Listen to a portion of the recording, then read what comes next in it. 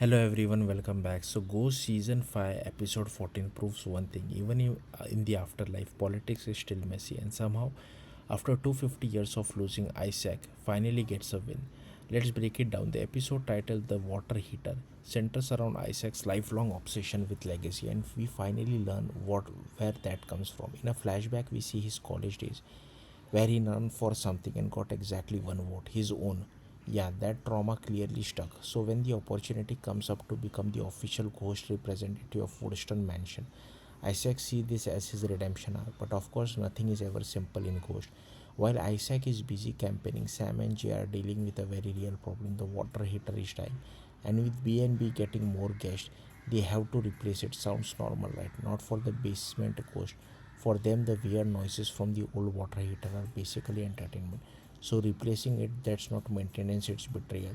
This is where Isaac makes his move. Instead of solving the problem honestly, he lies.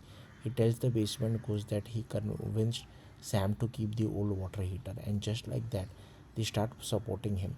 He's finally popular, people are chanting his name.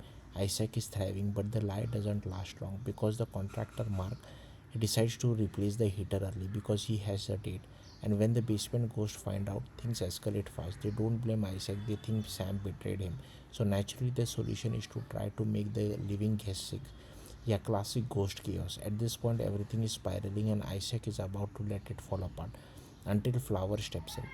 And somehow she is the voice of reason. She pushes Isaac to finally tell the truth, and at the last second, he confesses. Disaster is avoided, the guests are safe, and Isaac actually does the right thing, which for him is huge. Meanwhile, we got a completely different kind of chaos with Sasapis and Bella. Sass is the other ghost going on a double date and decides he wants the same. Problem is his girlfriend is alive, so to make it work, they bring in a human translator to communicate between worlds. And as you would expect, it's a disaster. Awkward, confusing, and honestly kind of sad. By the end, Sass and Bella realizes the truth.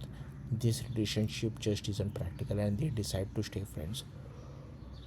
It's one of those rare moments where the show slows down and lets something real land. Back to Isaac after all the chaos, he pulls one final move, a full on funeral for the water heater.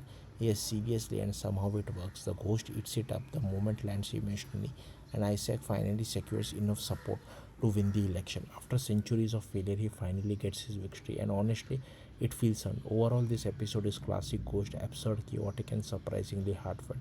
Isaac's story is both ridiculous and relatable, showing how far people will go for validation and how growth sometimes comes from owning your mistakes. Add in a hilarious main plot, a bittersweet subplot, and a perfectly weird ending, you have got a solid episode.